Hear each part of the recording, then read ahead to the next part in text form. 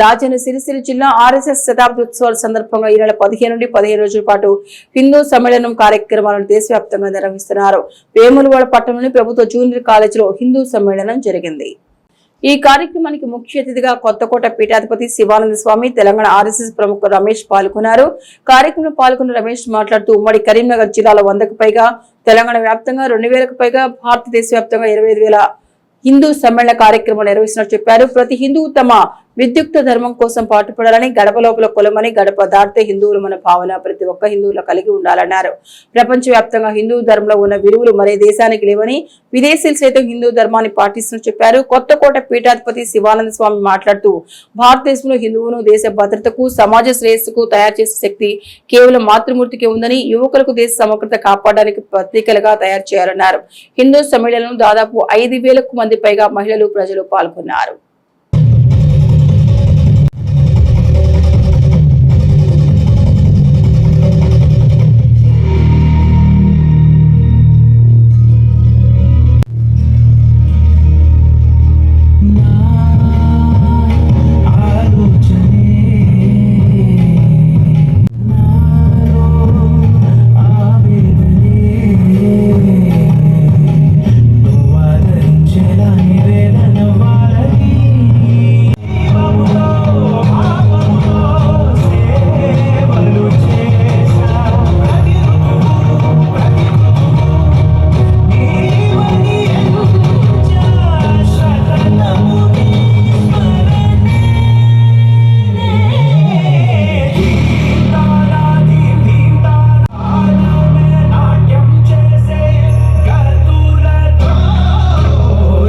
రాక్షసులు ఇప్పటి నుంచి కాదమ్మా, కృతయుగంలో ఎవరున్నారు?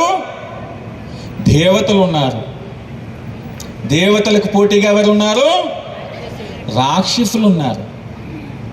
త్రేతాయుగంలో ఎవరు వచ్చారు?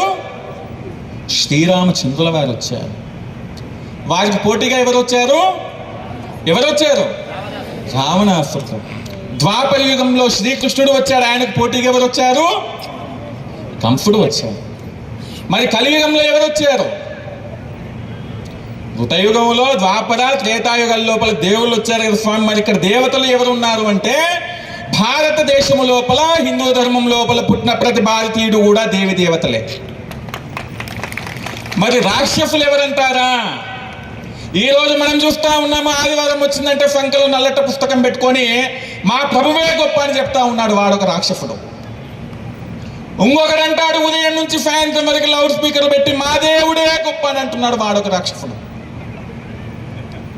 అవునా? ఈ రాక్షసులు ఎక్కడో లేరు, మన మధ్యలోనే ఉన్నారు. కానీ మనం అది గ్రహించక మనం ఏం చేస్తా ఉన్నామంటే, బాగా చెప్పండి, ఇదేమిటి? దీన్ని ఏమంటారు? అరచేతు. ఇవన్నీ ఏంటి? వేళ్ళు. ఒకసారి అంటుందంట ఈ యొక్క వేలు చిటక బొటన వేలు అంటుందంట. 5 వేలల్లో ఎవరు గొప్ప అని. సోదరి మనులు మాతృమూర్తులారా.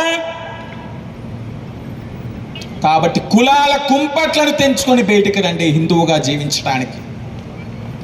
ఈరోజు హిందూ ధర్మం ఎంత గొప్పది అంటే, మన పెద్దలు చెప్పారు, ఇప్పుడు ఈ భారతదేశం అనేది ఒక లక్ష్మీదేవి, ఒక సరస్వతి, ఒక దుర్గాదేవి అని చెప్పేసి.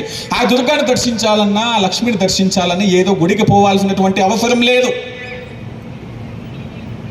మన ధర్మము చెప్తా ఉంది. ఉదయం లేచిన వెంటనే మనం ఎవరిని చూడాలి? మనం ఉదయం లేచిన వెంటనే ఆ పక్కింటోన్నో ఎదురింటోన్నో చూడాలి. కళ్ళ ముందు దేవుడు వచ్చి నీకు వరం ఇస్తాను కోరుకోమ్మా అంటే ఆమె అడుగుతుందంట. పక్కింటా ఉన్నారు. మనం సంపాదించినటువంటి ధనాన్ని భద్రంగా దాచుతున్నారు, కానీ మనము నవమాసాలు మోసినటువంటి మన యొక్క హిందూ అమ్మాయిలను మాత్రము భద్రంగా ఉంచుకోలేకపోతున్నాం. మరి ఈ యొక్క వ్యవస్థకి కారణం ఏంటి అని బాగా ఆలోచన చేస్తే, మార్పు అనేది వేములవాడ మొత్తం రావాలంటే కాదు, దేశమంతా రావాలంటే కాదు. మార్పు అనేది ఒక స్త్రీమూర్తి నుంచే ప్రారంభం కావాలి. మనం చూడండి, భారతమాతని ఈ యొక్క భూమిని ఏమంటున్నాము? ఈ భూమిని భూమాత అంటున్నాము. మన దేశాన్ని ఏమంటున్నాము? భారత మాత అంటున్నాము. మనం తాగే నీటిని ఏమంటున్నాము? గంగా మాత అంటున్నాము. అంధరిని మాత అని ఎందుకు అంటున్నామో తెలుసా? ఈ యొక్క సృష్టిని పునఃసృష్టి చేయాలంటే ఆ యొక్క శక్తి అనేది కేవలం స్త్రీమూర్తికే ఉంది. అందుకోసం భారతదేశం స్త్రీకి పెద్దపీట వేసింది. మరి ఈరోజు స్త్రీమూర్తులు మన యొక్క ధర్మాన్ని ఆచరిస్తున్నారంటే, ఇందాక మన పెద్దలు అన్నారు, ఒక అమ్మాయిని చూస్తే